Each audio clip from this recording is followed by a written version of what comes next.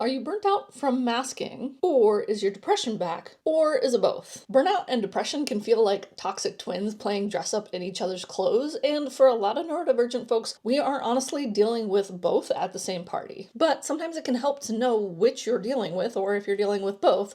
So here's some signs that I use to help tell if I'm dealing with burnout or depression. Burnout usually shows up looking like having the energy for things that I really enjoy doing, but having zero capability of doing my responsibilities. Feeling fine when I'm alone, but being exhausted by even the most basic of human interaction. My sensory issues are cranked to like 11. I cannot tolerate like any sensory input. And there's this like nagging feeling in my brain that if the world would just stop for a few minutes, I could catch up and feel better. On the other hand, my depression tends to show up more like losing interest in everything, even my special interests. Everything feels really heavy. Like even the good stuff, the stuff that I've been looking forward to, it feels really blah or even feels bad. Personally, my brain starts kicking in with all of the stories about my self-worth and my self-esteem goes, and when it's my depression talking, it's hard to feel like anything is ever going to feel better. It feels kind of deep and endless. The shitty part of this whole thing is that these can become a vicious cycle.